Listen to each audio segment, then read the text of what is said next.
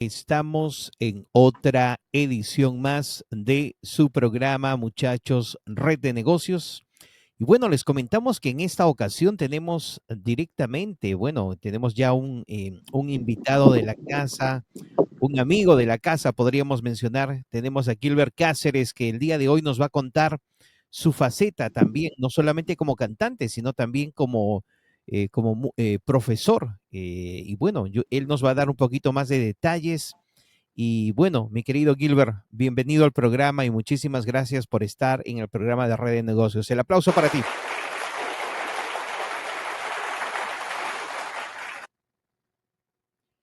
¿Cómo estás? Cuéntanos un poquito más. ¿Cómo te encuentras? Bueno, por aquí andamos, siempre batallando, siempre haciéndole frente a, a diversas realidades, que uno como hombre polifacético, dedicado a tantas cosas, tiene que estar también expuesto a varios frentes y tratar de solventar cada uno de ellos, ¿verdad? Claro, claro que sí. Cuéntanos esa otra faceta como profesional. Cuéntame, a ver, siempre a veces uno usa esta carrera como una o como hobby, una como un extra income o otra. Yo me acuerdo que anteriormente, podríamos decir hace años atrás, cuando uno le decía a su papá, papá, mamá, quiero ser músico, decían, sí, sí, sí, mijito, perfecto. ¿Quieres ser músico? No hay problema, pero primero me terminas una profesión. Y a veces uno decía, sí, papi, qué bueno, no hay problema. En el caso tuyo, ¿te pasó algo así, mi querido Gilbert? Fíjate que no, yo empecé, bueno, sí comencé en bachillerato con la música y todo eso, pero me recuerdo que en la universidad, cuando estaba estudiando en la U, llevaba la guitarra, ¿va? Llevaba la guitarra, pero tenía un lema, como tú mencionas a los padres, tenía un lema de mi madre aquí grabado en la frente, ¿va? Mi mamá siempre fue una mujer muy humilde, trabajadora, con poca adquisición económica, pero siempre me dijo, me dejas una materia y te quito el estudio. Entonces, me recuerdo que cuando iba a la universidad, estaba bien enfocado en el estudio y de muchos que se quedaron durante la carrera, solo nos graduamos como 12 en limpio, imagínate, y entre ellos estaba yo. Pero me recuerdo que cuando yo iba a la universidad, metiendo un poquitito la faceta de músico, llevaba la guitarra y habían señoritas ahí que eran como de alta alcurnia, que no me hablaban, pero cuando llevaba la guitarra, solo se recostaban en mi espalda y se quedaban escuchando con el sonar de la guitarra. Entonces no me podían resistir. Pero sí pasó toda esa etapa de universitario hasta que me convertí también en, en docente o en maestro, ¿verdad? Para impartir clases. Oye, cuéntame un poquito más esa faceta. Tú mencionaste esa faceta en la cual el estudiar o la forma en que uno estudiaba anteriormente era un poquito más difícil, a veces un poco complicada en algún momento. Razón y motivo era porque no había mucha tecnología en ese tiempo, no había teléfonos, todo uno tenía que buscar de repente, ir a una biblioteca, buscar Sí, libros, pelearse con algún compañerito de repente porque solamente había uno o dos libros en ese momento, o de repente tener que terminar de enamorar a la muchachita para que después te pase las notas, porque no te quedaba otra, no te quedaba otra, era o quedar bien con esa persona para que te pueda mandar algo o para que uno te preste el libro o ir de repente a su casa. Yo me acuerdo, y no por exagerar, me acuerdo que había un libro y teníamos que hacer una materia, una asignación que le llamaban en ese tiempo. Tuvimos que ir como 6 personas a una casa de la persona que terminó adquiriendo el libro, todos para sacar su propia versión de esa asignación, porque en la librería solamente habían 3 o 4 libros, o imagínate todos, un grupo de 30 personas o un grupo de 30 estudiantes, ¿de dónde sacan más información si solamente hay 3 o 4 libros en la librería? ¿Te pasó algo así? ¿Tú pasaste por esos momentos? sí, mira, fíjate que remontando un poco a esa época, un poquito antes, yo en tercer ciclo un alumno muy aplicado. No era aquello que perseguía ni siquiera el lugar número 10, ese era el lugar 28, 15, no sé. Pero cuando llegué a la universidad, quizá por esa cuestión que me dijo mi madre y también creo que entendí que me estaba enfrentando a mi futuro también, me di cuenta que en realidad era un estudiante brillante. Me di cuenta que en realidad tenía muchas capacidades y era de aquellos que, que la gente de otras carreras de derecho, de ingeniería, que a veces coincidíamos con algunas materias, me pedían copia a mí, imagínate. Y me recuerdo que en una clase, no me acuerdo si era de estadísticas, estábamos haciendo resolviendo una matriz matemática y era como una especie de crucigrama que todo te tenía que coincidir y por un cuadrito que te equivocabas, tenías todo arruinado. Y me recuerdo que me faltaban 5 minutos para terminar el parcial y me di cuenta que me había equivocado en un cuadrito. Y me acerco al catedrático y le digo, mire, ¿puedo cambiar esto? Si te alcanza el tiempo, me dijo él, y me dio otro examen, otro parcial, y digo resolver esa matriz en tiempo récord y la resuelvo y me saco 10, imagínate.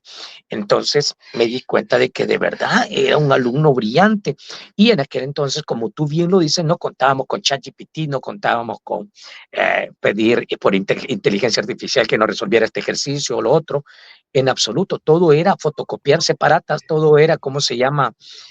A través de enciclopedias, a través de tomos, y de esa manera era como uno iba saliendo adelante, uno de verdad tenía que quemar pestañas para poder graduarse y convertirse en alguien dentro de la universidad, ¿no? Claro, claro, y no solamente eso, a veces uno tenía que hacer todo, si habían proyectos, antes uno tenía que, yo me acuerdo, a ver, alguien me va a decir, oye, Joseph debe ser medio dinosaurio. Me acuerdo, me acuerdo y me pongo a reír a veces, no sé si habré sido de repente, bueno, yo creo que sí, soy parte de muchos, que uno hacía en su borrador, escribía en su borrador y después escribía, porque a veces muchos no tenían esa dicha de tener una máquina de escribir, o digamos, ya empezó a salir un poco ya las computadoras, pero eran esas computadoras que hacía más bulla para imprimir algo, parecía como que estabas faxeando a alguien, mandando el fax a alguien, pero yo me acuerdo en esos tiempos, uno tenía que escribir y yo creo que Fernando también, él va a ser un claro ejemplo de que él es profesor. Yo me imagino que él también debe haber mandado a muchas personas, porque inclusive a veces muchos profesores decían, quiero las dos copias, quiero la copia de borrador y la original para ver si no le estaban mintiendo o estabas copiándote de alguien. Me acuerdo que muchos profesores inclusive pedían eso, pero me acuerdo de esa parte, de esa faceta, tenías que hacer en borrador y después, entre durmiéndote y durmiéndote, terminando de hacer la copia, como dicen, la copia original o la good copy que le llaman aquí en inglés, la copia ya para presentar el papel o la hoja para presentar. Y era trabajo, no era acá o que ahora que es facilísimo, que lo pones en la computadora y tantas cosas que uno ya puede, o solamente con el solo hecho de googlearlo, te salva mucho tiempo imagínate, de ir 1 hora y media a una librería, hacer toda la logística para buscar el libro, pelearte con el compañerito para agarrar el libro y tantas otras cosas que mencionamos, pero no sé si a ti te pasó en algo, te pasó algo así parecido, de hacer las copias en borrador. Sí, claro, claro que sí. Siempre mantenías ahí que solo uno entendía los apuntes que eran, ¿va? Y si de repente ibas a fotocopiar los, qué sé yo, las notas de otro compañero, del cuaderno de otro compañero, también tenías que rifártela para poder descifrar lo que él había escrito. Mira, ahora, Decodificar, así que sí, decodificar, y ahora mira, la juventud de ahora o las nuevas generaciones hoy tienen la opción hasta ya no hay pandemia, pero le ha quedado la opción de recibir las clases virtuales en aún, puedes creer. Entonces, hombre, son cosas que nosotros no tuvimos nunca. ¿Ah? Yo me recuerdo que cuando iba a la universidad, mi mamá, pues como te digo, le costaba mucho, me daba el pasaje exacto, la moneda exacto para los 2 buses que tenía que agarrar para llegar a mi casa. Y entonces yo tenía prohibido tener una novia porque de repente gastar esas monedas que yo lo tenía para mi bus significaba pagarle el pasaje a ella y quedarme sin el otro autobús interdepartamental que me llevaba a mi pueblo. Y entonces me bajaba una calle antes de la parada y me decía, ¿por qué te vas a quedar aquí? Ah, es que tengo que pasar a sacar unas copias, le decía. Y ya me iba a caminar y a pedir aventón, a pedir ray a carros o pickups para que me llevaran a mi casa, todo por haberle invitado el pasaje en un autobús a una Wow. compañera de la U. Imagínate, de verdad son las historias bonitas que a uno le ha pasado. Pero bueno, yo le voy a pasar la pelotita. Vamos a seguir recordando de todas esas historias más. Yo creo que Fernando, el profe, tiene, yo me imagino, un montón de historias. Él como profesor también tiene, yo me imagino, un mega millón de historias. Mi querido Fernando, gracias por asistir o gracias por de entrar en sesión el día de hoy en el programa de Red de Negocios. Fernando, por favor, te paso la pelotita. Bueno, esperemos que Fernando no se nos haya frizado, creo que se le frizó la imagen, pero bueno, Sí, a ver, yo creo que sí mientras, está frisado. sí, sí, de verdad, porque nunca lo he mirado que esté en esa, de esa Yo, forma, parece que, yo dije, no, no han ni pestañado, dije yo. pero bueno, mientras tanto, sigamos esa parte, de verdad, cuando tú mencionas esa parte del quedarse y venir caminando, es porque de repente uno sí le gustaba a la muchachita. Inclusive, oye, yo te cuento, inclusive, a mí también me pasó, hay mucha diferencia de una cuadra entre El Salvador, Sudamérica, a lo que es Canadá. Acá las cuadras son enormes. Me imagino. Y yo me acuerdo que en una me terminé, bueno, como dicen, pestañeando así un poquito. Y en mis primeros días, oye, una cuadra al final fue como 5 para mí. Y un poco asustado, imagínate, en esos tiempos no había el GPS, el mapa, oye, uno perdido ahí tratando de buscar a dónde tenías que regresar. Pero son historias bonitas, antes tampoco no había mucho la violencia, no había mucho el bullying, uno siempre venía con esa alma, como dicen, de buen corazón, esa sangre latina, como muchos decían. Yo me acuerdo también que, no sé si te acuerdas, antes bueno, no sé si te ha pasado, uno aprendía a darle cariñitos a las muchachas. Cuando una muchachita pasaba, uno le salía la parte poética, uno, Los hasta piropos. los piropos, hasta a veces un chiflidito. Y te cuento que acá en Canadá y en otros países no es, a ver, no se puede hacer, a no ser que la mujer te dé la opción de hacerlo, pero no se puede. Acá terminan diciendo como que si le estás acosando, imagínate. Acoso. No, también aquí han regulado eso. Oye, de verdad, y después las mujeres se quejan de que los hombres no se le avientan a uno. De verdad, a veces es un poco, a veces, a ver, uno se pone a pensar, en ciertos casos, perfecto, uno lo puede entender, pero después te quejas en que a veces las mujeres se quejan de que ya los hombres no son, ya que los hombres son diferentes, y que ya no hay esa caballerosidad, ese romanticismo. Si a veces uno no las puede ni mirar, porque ya si uno las mira mal, ya es acoso sexual, imagínate. Tienes toda la razón. Ha cambiado el mundo. Pero bueno, no sé si Fernando ya regresó, no sé si es el verdadero Fernando o es la copia, porque hace rato lo introducimos y como que se frizó. Fernandito, mi querido profe de la farándula, estamos en el programa de Red de Negocios. No sé si ya está todo muy bien pues, de tu Sí, parte. Te damos la pelotita. sí. Bueno, buenas noches con todos. Disculpen el retraso. No se me frizó, sino que tenía algunos inconvenientes que tenía que hacer. Bueno, Gilbert, nuevamente, nuestro gran amigo Gilbert, esta vez contándonos su trabajo de docente. Yo también soy profesor, somos colegas del área de inglés. Colega. Y sí, cuéntanos ¿Cómo ve la educación ahora en tu país? La educación en los colegios, en la docencia, ha cambiado no solamente en Perú, sino en lo que son metodologías. Cuéntanos esa parte de la educación en tu país. Fíjate que la educación aquí en El Salvador ha venido pegando unos saltos muy interesantes. En el caso del gobierno, no es que yo quiera hacer propaganda política o algo así en absoluto, pero hay cosas que se pueden estar como resaltando, ¿va? Y el esfuerzo del gobierno se ha visto de que los hipotes tienen programas nuevos, pueden sacar becas universitarias a otros países de forma virtual a través de pactos con el Ministerio de Educación de aquí, pero también les entrega su tablet, les entrega su kit escolar, sus uniformes, sus zapatos, creo que parte de la alimentación, y ha llegado a tal punto lo estatal que muchos alumnos que estaban en el privado se quieren pasar al estatal. Y ahora colegios privados están pidiendo que también el gobierno les ayude con todo ese kit a los colegios, que también los niños de los privados merecen.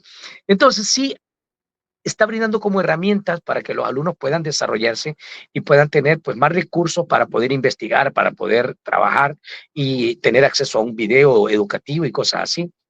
Creo que como docente eso da mucha alegría, pero y como docente también tú me lo estarás constatando, pues tenemos muchos desafíos y entre ellos, pues hay mejoras que tienen que hacerle a los profesores, que creo que casi en todo el mundo no son las más adecuadas, pues, pero uno va luchando más que todo por vocación, como dicen, va.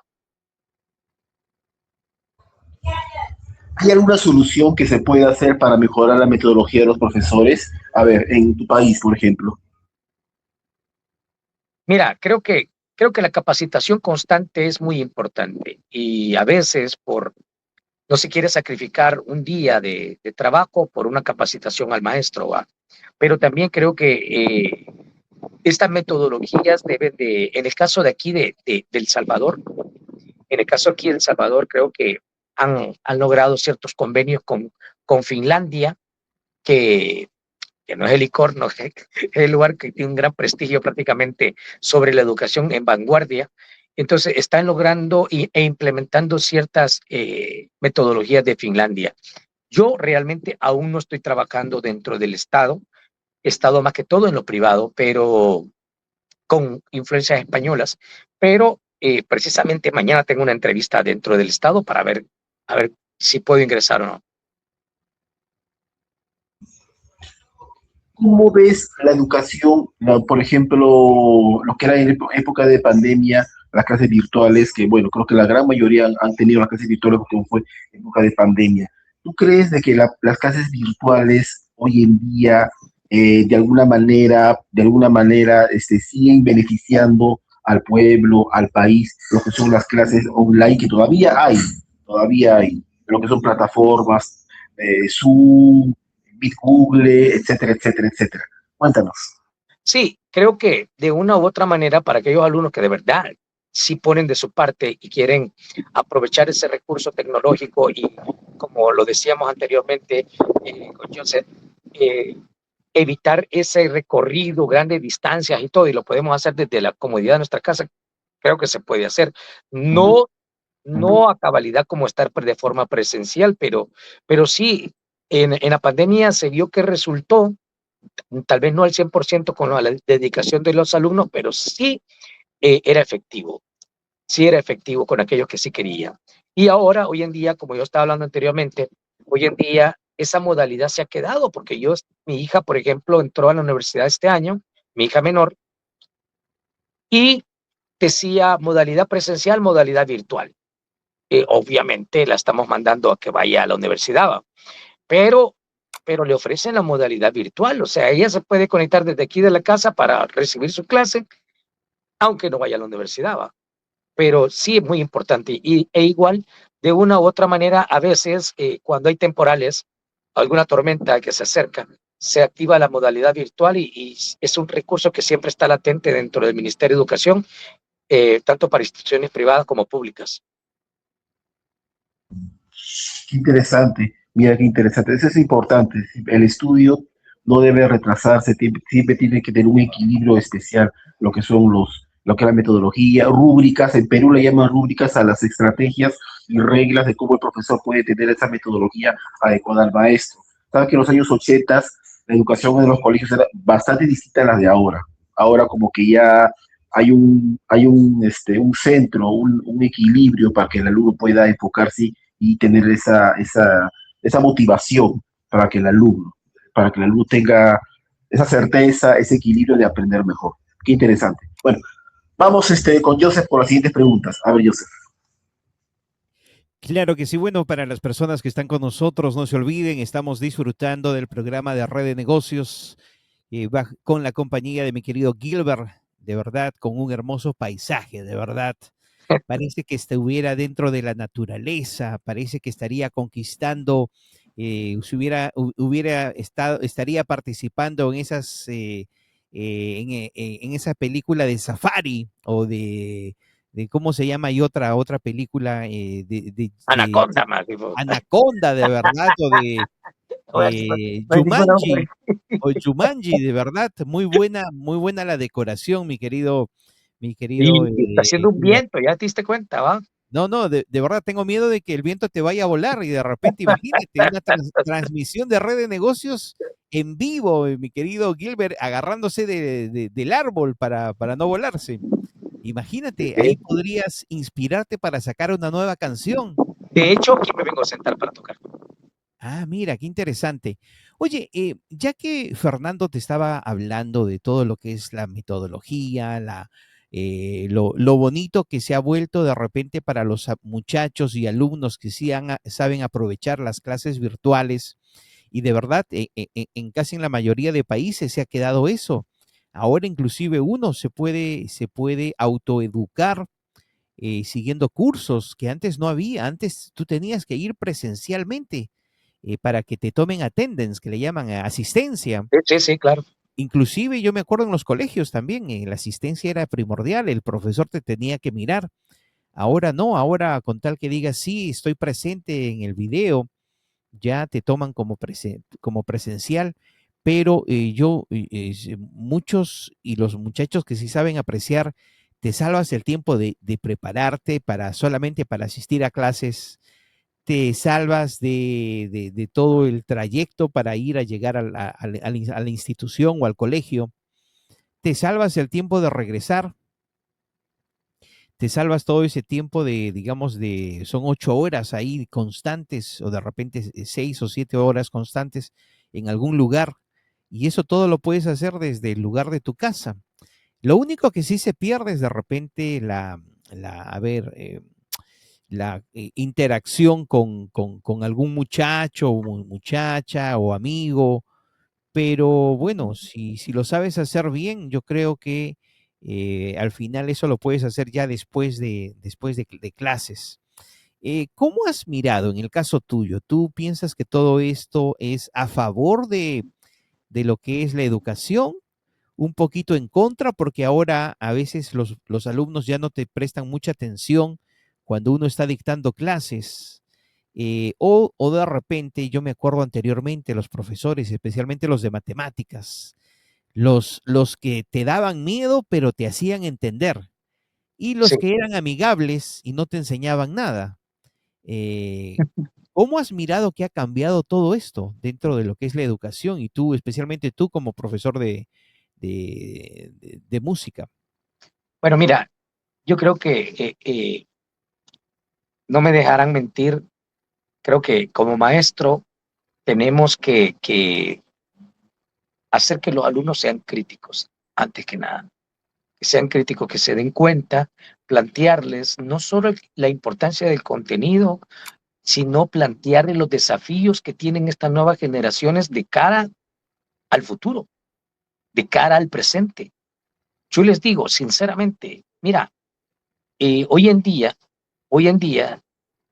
vemos a doctores trabajando, vendiendo zapatos en una boutique, vemos a ingenieros vendiendo tacos, vemos a diferentes profesiones tratando de rebuscarse el día con día. ¿Entiendes? Y entonces les digo yo a los alumnos realmente, que deben de, ahorita que están jóvenes, deben de nutrirse de nuevas habilidades, para que el día de mañana, mientras se gradúan en la universidad, mientras empiezan a trabajar de ello, pueden ponerse a emprender o a trabajar en una habilidad que ellos adquirieron, ya sea pastelería, ya sea comida mexicana. Y en el caso mío, les digo yo comencé a aprender a tocar guitarra y me empecé a meter en la música. Y prácticamente la música se convirtió, aparte de la docencia, aparte de ser maestro, se convirtió en otro sostén o fuente de ingreso para mí. Y, y ahorita se está dando un fenómeno bien terrible que también se los hago ver a los alumnos, y es que vemos a profesionales, por ejemplo, un doctor, ahorita hace poco, un doctor se ahorcó en su propia clínica porque no pudo pagar sus deudas. Y entonces son ejemplos que uno muestra a los alumnos de que es necesario ahora como jóvenes aprender nuevas habilidades, no solo quedarte con un título, sino tener, como te lo dije anteriormente, una vida polifacética o profesional polifacética para poder hacerle frente a cualquier adversidad. Excelente. Bueno, le voy a pasar la pelotita a mi querido Fernando, más conocido como el profe de la farándula. Fernando, continúa, por favor. Parándola. Seguimos disfrutando de Red de Negocios. Continúa, Fernando. Existe la psicología en los colegios, psicología infantil, psicología de secundaria, donde también tiene una parte, un aporte bastante especial para que de repente el alumno pueda también tener talleres de aprendizaje, cursos, manualidades, decoraciones de globos. No sé si en tu país también habrá manualidades de globos, decoración de piñatas. O sea, el alumno también le hacen incentivar de esa manera para que pueda tener una mentalidad más creativa. Y hablemos de la educación en tu país. ¿Cómo motivan a los alumnos para ser creativos por medio de esos talleres? ¿Qué tipo de talleres hacen? ¿Qué tipo de creatividad hacen para que el alumno también pueda recrear su mentalidad en los colegios? A ver, cuéntanos esa parte, me interesa Sí, bastante. sí, fíjate que como te vuelvo a repetir, hay diferentes jornadas y muchas de las jornadas están encaminadas a desarrollar diferentes habilidades. Por ejemplo, hoy hay instituciones aquí, en la institución que trabajo actualmente, es una institución que trae a egipcios y dan clases de árabe nativo prácticamente a los alumnos. También se les ofrece clases de francés, se les ofrece clases de inglés bueno, y el español, ¿verdad? Entonces, estos hipotes que están, o hipotes se les dice a los niños aquí, estos niños que están aquí desde pequeños en esta institución, si aprovechan, se van a convertir en políglotas, manejando varios idiomas. Pero también hay instituciones en donde desde bachillerato se empieza a dar lo que es arquitectura, eléctrica, para que sean ingenieros eléctricos y todas esas cosas en cuanto a reparar pantallas, reparar radios y tanta cosa más. Entonces, sí hay diferentes jornadas. Creo que Estados Unidos, en las películas miramos cuando los alumnos estaban en taller de carpintería y tanta cosa más, y creo que eso es una buena medida a adoptar en estas instituciones, más que todo en los países latinoamericanos, que ya sabemos que poca o rara vez desarrollamos habilidades de automotriz o algo así por el estilo, ¿va? Pero ahora sí se han abierto muchos institutos con diferentes propuestas para que los alumnos, como te vuelvo a repetir, puedan adquirir habilidades y conocimientos técnicos de los mismos, ¿verdad? Sí, eso es importante. Hice esa pregunta porque también acá en Perú tienen ese tipo de incentivar a los alumnos para que puedan tener ese tipo de desarrollo. No solamente es el estudio, es fácil estudiar, hacer una práctica en el cuaderno, hacer la caligrafía, hacer todo lo básico, lo básico. Y también hace falta la creatividad emocional, la creatividad mental. Para eso la inteligencia del alumno va en un buen pie, en un buen camino. Es importante, mira qué interesante de verdad. Y eh, un poquito, un poquito menciona tu metodología, o sea, ¿cuál es la manera específica, las reglas para que el alumno pueda aprender un curso? Cuéntanos esa parte, a ver, libros. Sí, Fernando, yo creo que el mejor aprendizaje, insisto, es hacer que el alumno sea crítico. ¿Y cómo ¿cómo va a ser crítico el alumno o un ente de cambio contrastándolo con la realidad? El aprendizaje versus la realidad. Y de nada me sirve a mí mostrarle todo un contenido que exige la currícula del ministerio si en realidad no está acorde con la vida real o con lo que está pasando dentro de la sociedad. Y la sociedad, como lo vuelvo a repetir, no solo en el campo artístico que tenemos ahora compositores con inteligencia artificial y tanta cosa, ahora vemos gente que se está graduando con diferentes habilidades tecnológicas, pero que también dista de la realidad de lo que la gente está viviendo. Hay gente que de verdad se está muriendo de hambre, hay gente que se la está viendo a palito, y no necesariamente gente que no ha estudiado, también profesionales. Eh, entonces uno tiene que estar despierto y mostrar a los alumnos cuáles, cuáles son los senderos que debe transitar y cuáles no. Pero para ello tiene que tener una agudez mental y darse cuenta de que hay errores que no se pueden cometer y se los pueden evitar desde ahora de jóvenes. Creo que el maestro es el primero que tiene que encaminar y despertar las mentes de los jóvenes para que estos sean entes de cambio, para que estos no sean uno más de, de un sistema que quiere a toda la gente adormecida caminando todos en la misma dirección, ¿verdad? Excelente, excelente. Y eso es muy importante también para los colegios e instituciones en general. Muy bien. Y algo más que también quisiera averiguar, las universidades, ¿cómo es el centro de aprendizaje de las universidades en tu país? A ver. Bueno, mira, recuerda que mi país, no sé allá en tu país cómo es la cosa, pero en cuanto a mi país, recuerda que veníamos de una guerra civil en donde estábamos en el ojo de la mira de Estados Unidos por el marxismo, por todo el comunismo que se estaba extendiendo en toda esta región. Entonces, por ejemplo, en el caso de la Universidad Nacional, se ha quedado como un poquito sesgada o de lado, la han descuidado totalmente, casi totalmente, porque estaba aquel sesgo político o aquellas influencias que estaban en aquel entonces. Hoy todo eso ha cambiado, pero lo que lleva a una mejor propuesta prácticamente son las universidades privadas. Si tú vas a la Universidad Nacional, no hay mucho cambio ni en la infraestructura, ni en las aulas, ni, uh, ni un poco en la metodología de enseñanza. Sin embargo, en las privadas sí hay bastantes avances en infraestructura, en metodología, en recursos, pero obviamente no todo el mundo tiene el acceso a ella. Hace poco salió un plan del gobierno en el que puso becas para que todo el que quisiera una beca en una universidad privada llenara los documentos, subiera sus notas y estos a la vez la universidad elegía a quien le daba la beca y varios alumnos que no podían pagar su universidad dentro de la privada, varios alumnos fueron favorecidos por el gobierno para que pudieran estudiar en universidades privadas. Perfecto. Adelante, Joseph, con las preguntas. Claro que sí, muchachos, de verdad fascinado con esa explicación, mi querido Gilbert. Gilbert, cuéntame, ya que estamos y ahora tengo la oportunidad de mirarte, muchísimas gracias por estar ahí. Rápidamente, cuéntame, ¿cómo tú, como profesor, te ganas la confianza de los alumnos en tu primera sesión de clases? Ilústranos un poquito.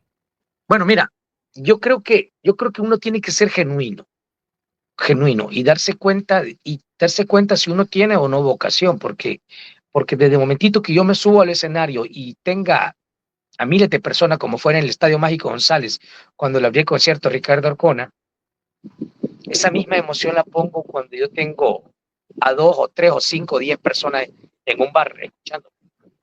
Entonces, si yo puedo tener problemas quizás en la casa, puedo tener problemas quizás en algún lado, pero yo no voy a entrar a mi clase cargando esos problemas. Mis alumnos, uno los respeta y uno sabe que son personitas que van en información y que en ningún momento pues hay que atrofiar su mente con palabras delirantes, nada por el estilo. ¿Va?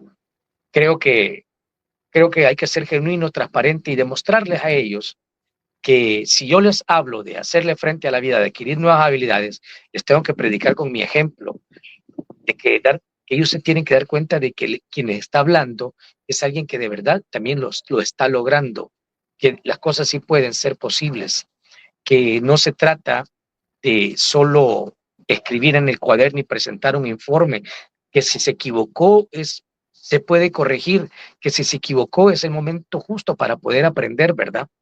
Fíjate que hay una anécdota muy importante que no me la has preguntado, pero te la voy a comentar, de cómo yo elegí ser maestro.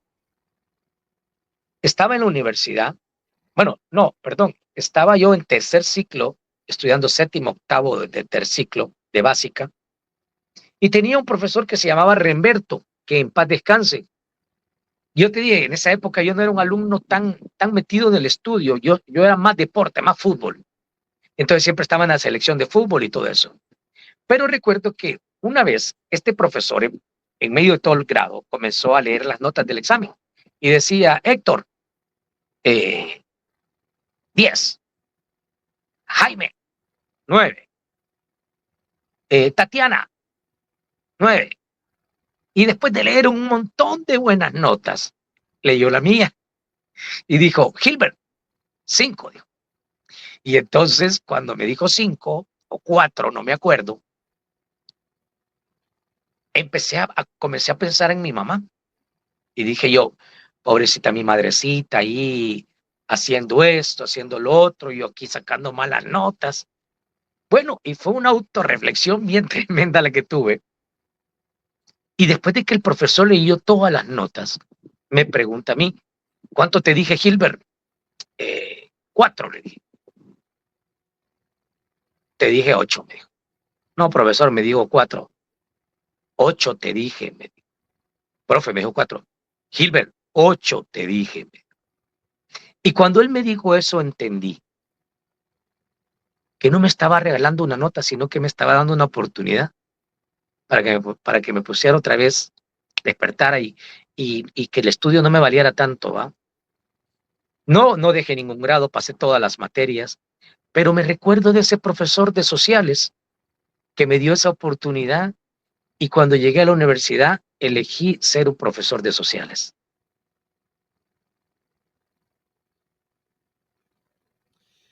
Wow, qué bonita historia, de verdad, muy bonita la historia para compartir. Y bueno, de verdad ha sido un placer.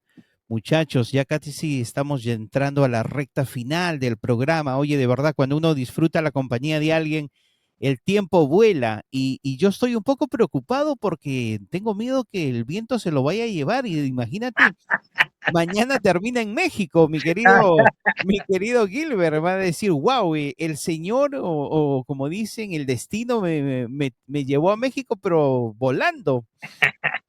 Redes sociales, algún email en particular, si alguien quiere recibir alguna clase privada, digamos, si quiere recibir de repente clases, si tú dictas alguna clase, por favor. Y bueno, por favor, algún saludito en particular que quieras mandar a alguien. Bueno, pueden seguirme siempre como Gilbert Cáceres, como hablo con los alumnos, soy maestro, pero también soy músico, igual que Fernando. Eh, pero ambas profesiones siempre tocan el corazón de la gente, tanto en la enseñanza, con anécdotas, como con canciones.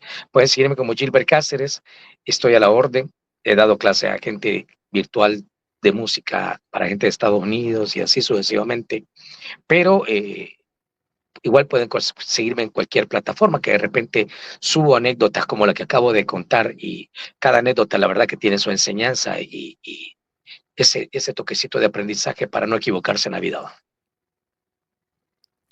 Claro que sí. Bueno, muchísimas gracias, mi querido Gilbert. Mi querido Fernando, palabritas finales, ya para Sí. despedir el programa, por favor.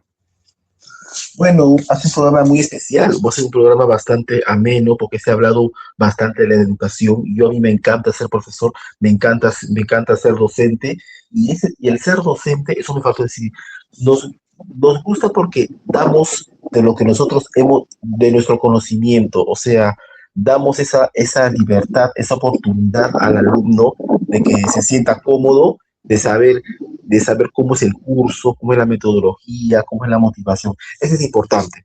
Yo te diré también que trabajé en primaria y trabajar con niños hay que tener bastante paciencia, entre comillas, porque es un trabajo muy fuerte con los niños y me tocó a mí, pero bueno, es trabajo. Bueno, gracias Gilbert por contar tu experiencia y hasta el próximo miércoles en otro programa más de Red de Negocios. Gracias, Joseph. Claro que sí. Bueno, mi querido Gilbert, de verdad, cuando creo que estabas mencionando ya en una próximo programa para seguir haciendo el seguimiento, de verdad, yo quiero que en el próximo programa me cuentes esa anécdota de como dicen, haber abierto a Ricardo Arjona. De verdad, eso lo vamos a dejar como dicen, como una interrogación y para un próximo programa va a ser la primera pregunta que te voy a hacer, de verdad, mi querido Gilbert. ¿Ah? Con el mayor de los gustos. Perfecto. Bueno, mi gente linda, muchísimas gracias. Lo despedimos a Gilbert con un fuerte aplauso y no se olviden, estuvimos disfrutando del programa de Red de Negocios. Hasta la próxima, se me cuidan. Muchísimas gracias.